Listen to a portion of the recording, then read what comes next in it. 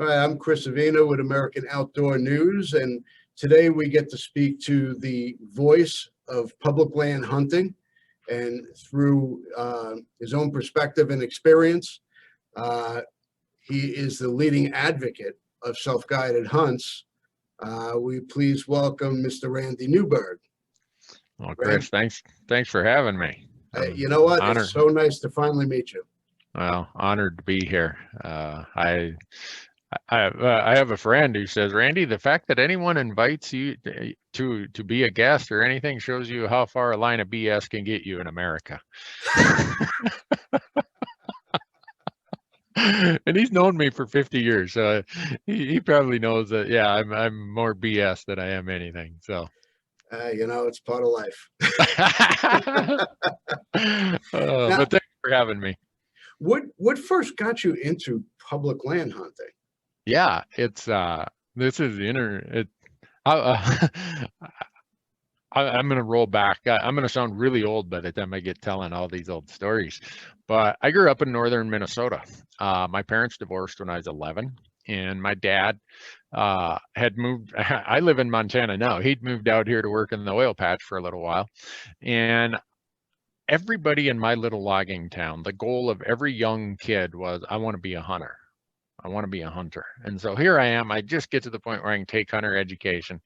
And my parents divorced, and it was a hard time. But, you know, that being what it is, I was able to leave the trailer house that we lived in, me and my mom and my two younger siblings, grab my 410 or my 20 gauge, walk out the back door and shoot grouse and squirrels and pheasants, or not pheasants, rabbits, because there was public land right there. And I took it for granted because I grew up around all these state forests. Well, then I move away and I start seeing no trespassing signs. I'm like, what's that all about? Because I can't remember seeing a no trespassing sign growing up as a kid. And so it started dawning on me how important having a place to hunt was to my evolution and my growth of being a hunter and someone who supports conservation and wild places and wild things. And so my life has pretty much been public land hunting. Don't get me wrong. In my other life, I'm a CPA, and I have a lot of tax clients who used to invite me out. Hey, you want to come hunt here? And I tell people, I don't care if it's public or private, just go hunt, first of all. Yeah. But we built our platforms based on the notion that there's nobody out there promoting public land hunting. So it was just a good fit. There's a big difference in types of public land hunting. I know for me in New York, if I'm going to hunt public land, I'm going to see 50 other people. Yep. You know, it's, where you might go public land hunting, you might not see another soul. Can you help us understand the difference and just how much public land is available to us? Yeah, I mean, in your state of New York, you guys have that big state forest Adirondack. Is that correct? And that's state land. It's one of the bigger chunks of state public land in the country. But you get out west, where I live in Montana, and I hunt all the Rocky Mountain states. We've got 640 million acres of federal public land. That we're talking about the U.S. Forest Service, the Bureau of Land Management, U.S. Fish and Wildlife Service, Bureau of Reclamation. 640 million acres is a lot of ground to spread out on. And so out west, yeah, you're right. And this is where I tell people, I always say, what a country, right? I mean, we live in the greatest country in the world for so many reasons. And I could leave right here where I'm sitting. And if I had the energy to do it, I can hike from my office to Yellowstone National Park and be on public land from the trailhead all the way to Yellowstone. Well, in hunting season, I would do that, or I could do that, and I'd see a lot of elk, I'd see grouse, I'd see deer, I'd see all kinds of stuff. So there's so much land out there that we really are spoiled in the West. It is way more crowded in the Midwest or back where you're at in the Northeast, just because of the population density of people and how hard it is to find places to hunt.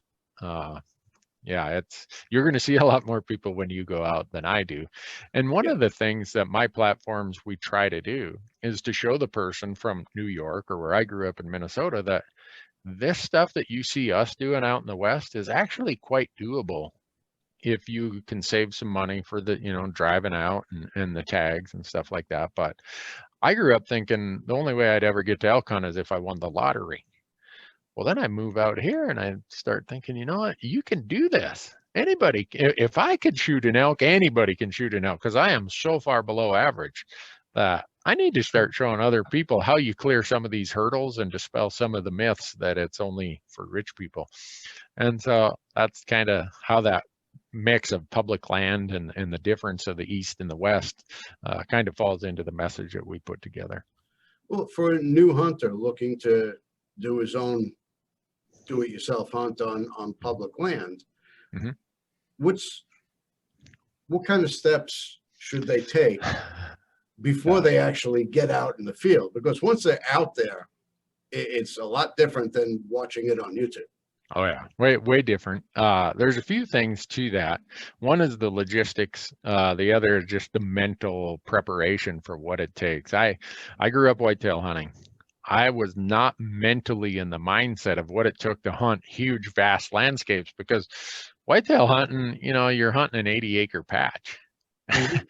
Well, that's not that intimidating. And if there's some deer in there, you got a pretty good chance of seeing them. Well, then you come out here and you got, a drainage that's 20,000 acres. It's like, where do I even start? And it's such a foreign landscape, and it takes a lot of mental adjustment to understand that the densities of animals are lower. You're going to have more wild country, if you want to call it that. I mean, I had zero concern that I was going to stumble into a sow grizzly bear and cubs back home in Minnesota. Here, it's on my mind when I'm elk hunting. There's a lot of things there, and then coming the elevation difference. You start hoofing it at 10,000 feet. You're like, where's the oxygen around here? You guys hide all the oxygen on me? So there's a lot of things from the actual hunt itself. But the other part that I think is a big challenge for folks who, I grew up, we just went down to the hardware store, Gordon's Hardware, and we bought our deer tag. Well, in the West, if you're a non-resident, you got to be ahead of the game. Right now, we're doing all these videos. It's application season. Yeah. You have to participate in these crazy elaborate schemes that all these Western states have come up with. And if you don't do that, you're not going to get a tag. And the first step to getting a chance to go hunting is acquiring that tag. So we spend a lot of time talking about how you can get a tag. It sounds pretty elementary, but the Western states have mastered the art of making it really complicated. I think that's what any state. And it's all revenue driven, and how much can we get, even though it does go towards conservation, but which kind of segues into my next topic here. I know you had a pretty close relationship with Jim Posowitz. Yep. Can you tell me a little bit about his work? Yeah. In conservation, and what kind of influence he had on you? Yeah, we're all, I think any of us can look back at our lives and say, boy, there's been some important touch points along the way, and we're blessed to have just encountered certain people that you build a relationship with. And Jim passed away last summer, but he was well known as being one of the giants of conservation. Anyone who, in most states, if you've taken hunter's education in the last 30 years, you got his little book called Beyond Fair Chase. It's millions of copies out there. And he started an organization called, and when he left Montana Fish, Wildlife, and Parks and retired, he started a group called Orion the Hunters Institute.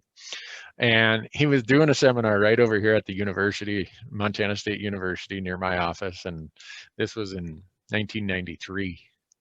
He just started, and I went over and said, hey, I loved your presentation. Let me know if ever I can help. He said, well, what do you do? I said, well, I'm a CPA. He's like, we could use some accounting help. So I started doing that. 2 years later, he asked me to be on his board, and then I sat on his board for 12 or 13 years. And in the process, got to see somebody who really had been through the challenges and the if you want to call them battles of conservation. He'd done it from the inside of trying to be a state employee and representing the hunters and anglers and their voice for for the wild places and wild things we love. And then watching him do that as in a nonprofit world. And I got to hear a lot of really cool stories, got to meet some amazing people, and to call Jim a friend, well, has been one of the blessings of my life for sure. Every once in a while, there's somebody that comes along that Yep. guides you in a direction you didn't think you'd be in. Chris, I'm sure if you sat down and wrote that, you'd have a long list of people who touched you in some way. And Oh, yeah. At the time, you have no idea that this relationship is going to guide you down a certain path. And voila, there you are. I got a story for you afterwards. Cool. Now, you serve on several boards for conservation. Can you tell us a little bit about your own conservation work? Yeah, I've just termed out now of my most recent conservation board position, the Rocky Mountain Elk Foundation. I served on their board for 6 years. I've served on lots of local rod and gun clubs. Like I said, I was on the board of Orion the Hunters Institute for 12 or 13 years.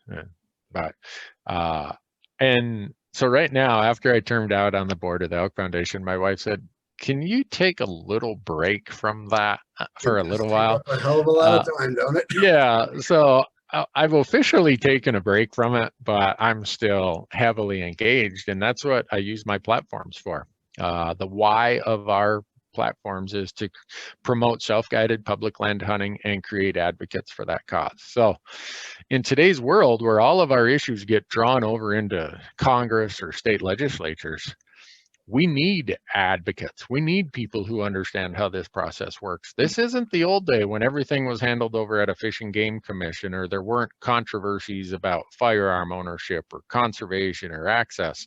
Now all this stuff is a political game. So part of my job is to take this 30 some years of advocacy experience I have and teach others how they can be an advocate for the things that are their passion and their interest. So maybe you'll lean to public office someday.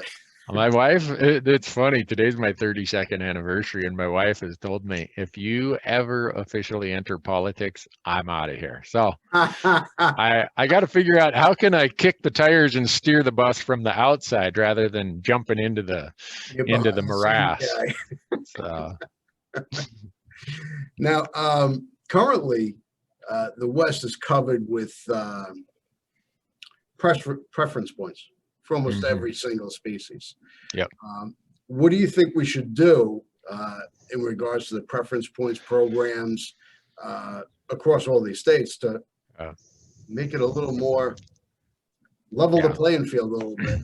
Yeah, there are only 3 Western states that don't have some sort of elaborate point scheme: Idaho, New Mexico, and Alaska.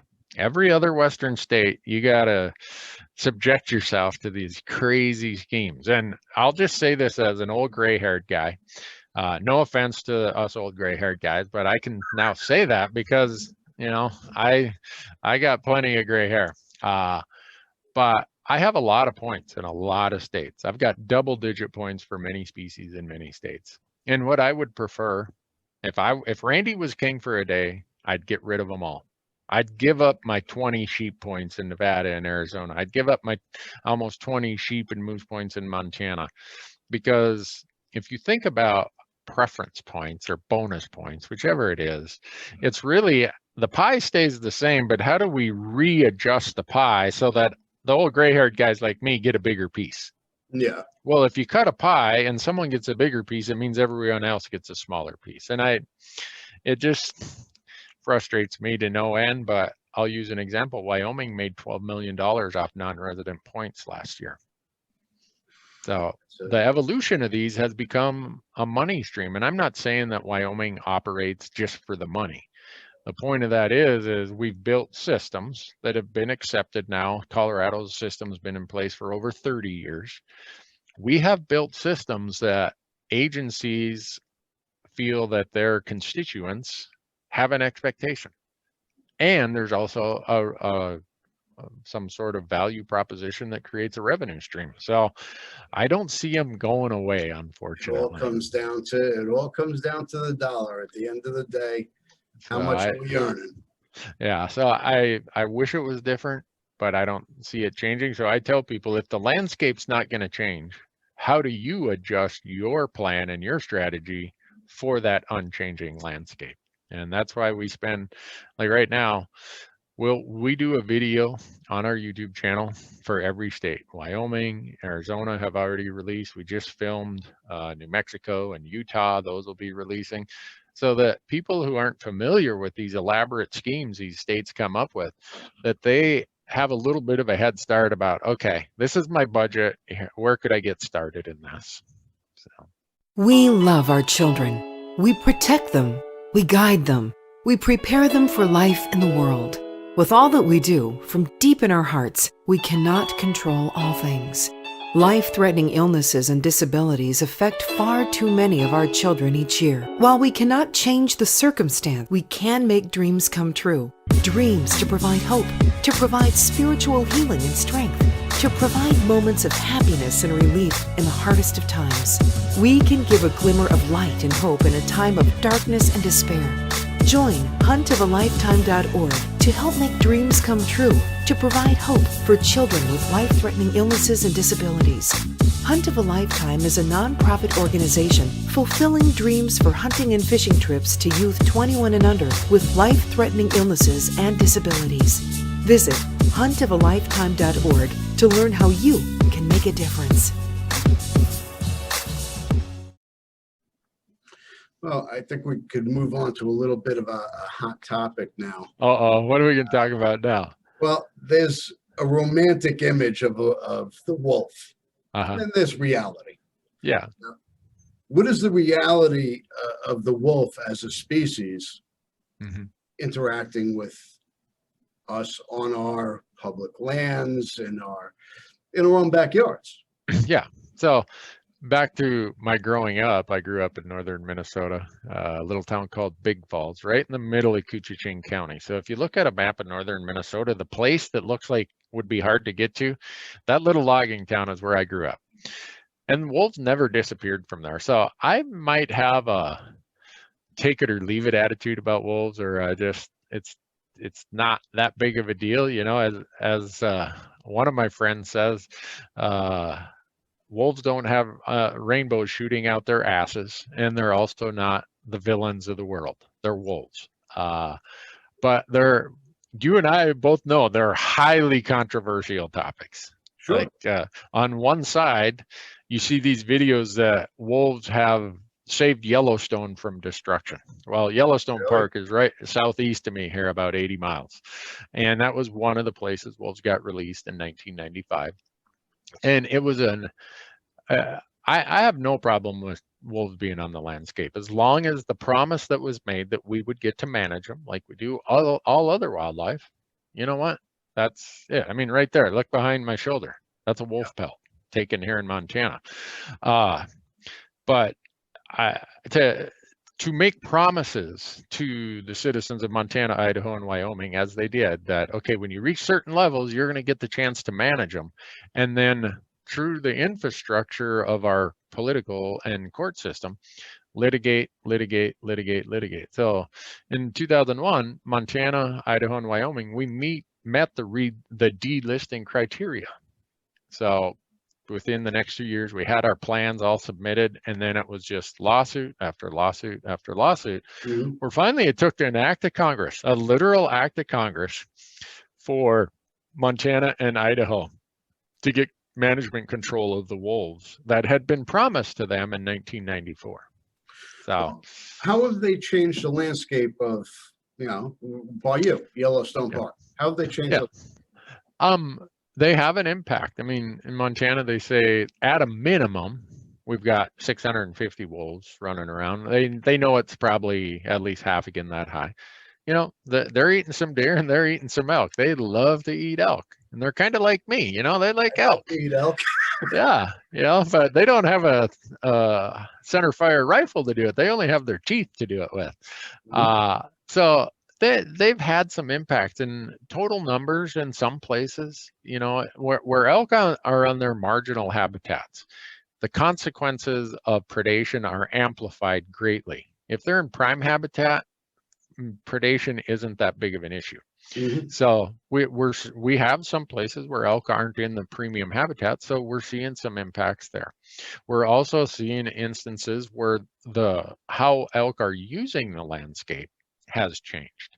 They prefer certain places where it's harder for wolves to catch them. Well, if you've hunted elk in spot A for 30 years, you and dad and grandpa, and here comes some wolves on the landscape, and now the elk change their behaviors significantly. It's like the elk are all gone. Well, they're not all gone. They're just now using a different part of the landscape because they don't want A to. little smarter. Yeah. So I hunt wolves. I make no apologies about it. I think they're just like every other animal that we, as a society that has impacted the landscape to the degree we have a responsibility to manage both sides of that equation. This idea that there's some big happy balance, that Mother Nature finds its happy balance, is a steaming crock of dung. Okay. And the only way that's ever going to get back to how it was is if 330 million Americans decide we're going to pack up and leave this continent and restore the landscape to how it was before we got here. No. That's the only way, because right now, all of our wildlife lives on the fringes of the remaining habitat. And we have to manage that, and we have to manage them. And some people don't like the term manage, whatever. The reality is we as a society collectively have huge impacts on the ability of wild things to use the landscape as they traditionally had. And that applies to every species, and wolves are not exempt from that. So I'm willing to do my part to go and help manage wolves. So we could manage wolves as a apex predator, like we manage deer. Like we do bears, like we do everything. I mean, we ate that wolf you see right there. We ate it. And people are like, you've lost your mind, Randy. I probably have, but it's not because I decided to eat a wolf. My mind was probably absent for years and years before that. But my point for eating the wolf was, one, my own personal interest. I was wondering how it tastes. I have a bit of an ethos of, if I'm going to shoot something, I'm going to at least try to eat it and see if it's salvageable. But also to give this normalcy to wolves. You know, wolves are not Little Red Riding Hood. They're not going to come and eat the kids at the school bus. But they're also not this savior to the landscape. You know, you watch these videos of, they call it trophic cascades, that somehow the wolves to Yellowstone solved all the landscape issues. There were so many complicated landscape issues going on in Yellowstone at the same time, and are still going on today. To try simplify it that it's just wolves is laughable. It's like, really, we're going to solve world hunger by, you know, some simple one topic thing. No, it's so it's funny. I read an article today. Long Island, for the longest time, has been the only North American landmass that did not have coyote. Oh. Mm-hmm. Well, now coyote are starting to make their way onto Long Island, whether they're crossing bridges or swimming, however they're getting here. They're here. Yeah. And the article was basically saying, treat them, you know, with respect, let them grow. If you see them coming in your yard, yell at them, squirt them with a hose.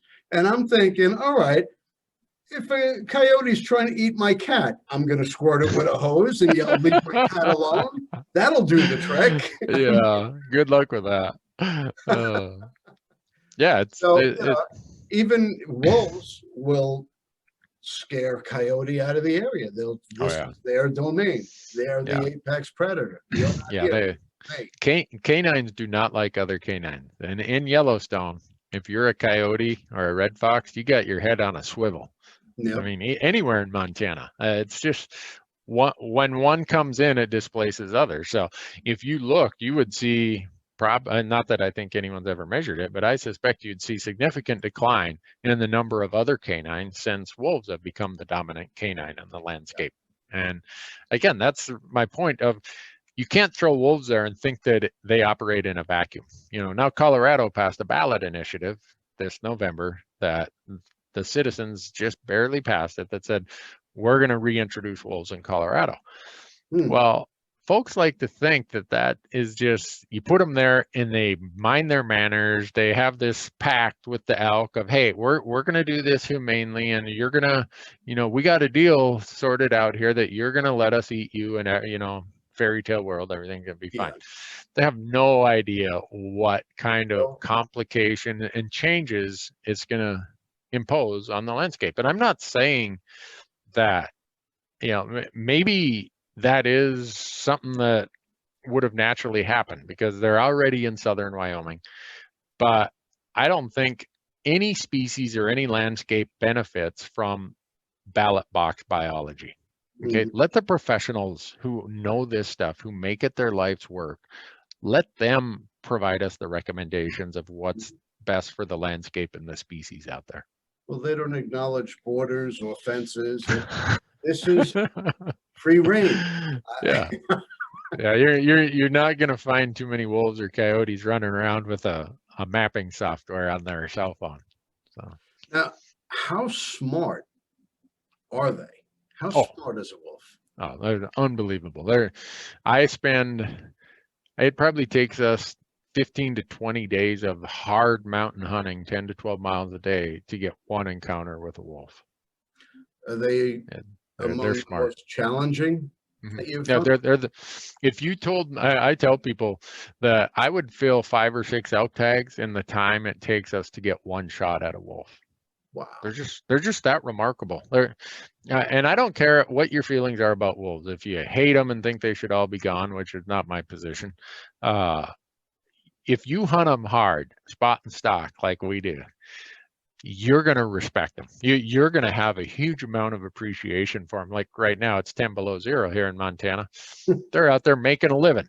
You know, they're catching dinner with their teeth. And, you know, you're 70, 80, 90, 100-pound wolf, and you're looking at this bull elk over there that's 600 pounds, got these sharp antlers and hooves, and you're really hungry because the cold has just tapped your energy, and you're like, I got to jump in there. You know, I don't have any choice. So you end up with a high level of appreciation for them. You realize how remarkable they are, how adaptable they are, but they're just another animal. Like I feel elk are equally remarkable. Every species we have out there fascinates me to no end, and we got to manage them. There's a durability about them that you know, makes you think. You know, you're not a stand hunter. You know, I sit in a stand here in New York, and you know, I you know, do my scouting and whatnot, but you know, ultimately I'm sitting there waiting for them to come through their funnel. You're on the ground, you're chasing and stalking, and you know, you're trying to outwit your prey. It's a completely different thing. Yeah, and they're so smart. The first year that we were allowed to hunt and trap them, they weren't that well educated, but it did not take long before they understood that stay away from roads and trails, make big loops. So the wolves that I hunt, they're usually making 30 to 50 mile loops over the course of a week looking for elk. Elk are concentrated this time of year. So they're checking out on this herd, checking that herd, checking this herd, checking that herd. And they're pretty remarkable animals. Love them or hate them, you got to respect them. They have their own grocery store. Yeah. You're over here. I'm in the mood for elk today. Yeah. So, but it's good winter exercise for me to go out and do it. And it really is more like taking your firearm for a walk. And you get some good exercise. Now, back in, what was it, 2013-ish, you suffered a heart attack. Yeah, I have a weird blood clotting condition. I've had 4 major blood clots, and the biggest one that affects me is I had a really large blood clot in my liver that has pretty much messed up all the plumbing in my liver. So some days if you're watching my video footage and I look hungover, it's because I have a very high toxin load and my liver hasn't been able to clean things out. Wow. So I also ended up with a blood clot in my heart. It wasn't arteriosclerosis or anything like that. I'm laying in bed one night and all of a sudden, oh, what is that? So being the knothead that I am, I'm like, I'll get through it. My wife's like, you sure you're okay? Oh yeah, I'll be fine. Next morning I go grab my black lab and I'm thinking I'm gonna just jog this out. I'll fix this. I got to the end of the driveway and I was on my knees. I'm like, oh, here I am. I'm going to die of a heart attack in my driveway. And I've known I've had this for 8 hours. But so went in, got everything checked out, did the heart cath, you know how they go up. And the cardiologist, he's like, well, there's a pretty invasive way to find out that your arteries are like those of a 30-year-old. You just need to figure out this blood clotting thing. So I'm trying my best. Do you approach your hunts in a different way now? Has it affected the way you hunt? Not really. I'm on a blood thinner. So when I'm doing my field dressing, you know, I'm on a low level blood thinner. I try not to jab myself with the knives. I pay attention to, because since then I've also had another blood clot in my brain, a TIA they call them, I guess. Woke up on the floor. If you want to get your wife's blood pressure worked up, be standing there and collapse on the floor. So, but it all keeps going back to this blood clotting thing that they can't figure out. So it really hasn't changed my hunting. I would say, if anything, it has lit the fire even more, because you come to realize that health is such a valuable gift. It's a blessing to have high quality health, and I don't want to take it for granted. Any day that my health allows me to go out and do the things I love, you know what, work will take care of itself. I have a saying, I always say, hunt when you can, because you're going to run out of health before you run out of money. Oh, that's bad. Yeah, and we all know somebody, right, or multiple people who always said, someday I'm going to do this, someday I'm going to do this, and they ran out of health. Either they're gone, or that right now they're in the level of infirmity of their health is they can't go do it. So someday I'll be at that point. But if anyone does come to my funeral, my grandma always said that the number of people who go to your funeral is determined by the weather that day. If anyone does come to my funeral, if anyone were to come to my funeral, I hope they say, dang, I wish I would have hunted as much as that guy did. That's my goal in life. How would you like to be remembered as an outdoorsman? You know, that's weird, Chris. I saw that question on there and I skipped past it because I didn't really have a good answer. And now you bring it up again. I still don't have an answer because I don't really think about it in that context. I want to know that to myself. How am I going to remember myself someday when I'm on the porch sipping coffee and not able to go do the things I love? I want to have no regrets. Mm-hmm. I don't want to say, boy, I wish I would have done that. Why didn't I do this? Or, gee, I wish I wouldn't have given all my effort that I could have to conservation or to public lands or to access or teaching new hunters. I wake up every day and say, you know, I'm blessed to live in the greatest country in the world, have the greatest daily task in the world. How do I make the most of that so that I don't ever have regrets? And whatever other people remember that for, I guess, is what it is. Well, what would you say your crowning achievement has been up to this point? Well, being married for 32 years, that's a huge accomplishment. You got my respect. Especially when you see, I worked with a guy at the sawmill when I was going to college, and this is, again, a little side note. Don Bowman was his name, and he knew my wife, who was my girlfriend at the time. He'd met her a few times, and he pulls me aside. He says, Randy, I hear you're getting married this weekend. I'm like, yep. He said, look, I've worked with you for 3 years here at the sawmill, and I've known her a few times. Just remember, there's nothing you bring to the table that she couldn't replace by noon tomorrow.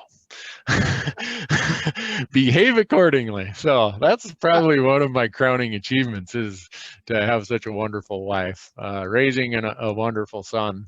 He's 30 years old. That's a crowning achievement. I don't know. I really don't measure anything that way. I'm very proud of the work we do and the platforms we've built, advocacy that we're able to create for hunting and public lands and in conservation. And I look around a lot of my office, even though you see some European mounts here, a lot of my office are little plaques of conservation projects I've been involved in. And those conservation projects are really, really important to me, because if someone doesn't step forward, or groups of people don't step forward, those deals don't get done, and we lose access here, or we lose that habitat, or we lose whatever. And not that we can save all the world in one big swoop, but I'm very proud of the work I've done in conservation and public access. I appreciate everything you do for us. It's, has not gone unnoticed. And I want to thank you for taking the time here today to speak to me and my readers. And where can we find you? Well, we have multiple digital platforms. For a while, as you know, for 9 years, we were on Outdoor Channel and Sportsman's Channel, and we migrated all that to digital platforms. So we have a TV show on Amazon Prime called Fresh Tracks with Randy Newberg. And then we have a big YouTube channel called Randy Newberg Hunter. We have 2 podcasts, one called Hunt Talk, one called Elk Talk. Social media, Instagram, Facebook, we're on all that stuff. And then I have a very large hunting forum called hunttalk.com. And usually you can find me out in the hills somewhere. That's where I'd prefer to be. When you're not tied to the social media platforms. Yeah, podcasts and TV shows. Yeah, I'm on a new campaign, Chris. It's called Blow Up Your Facebook.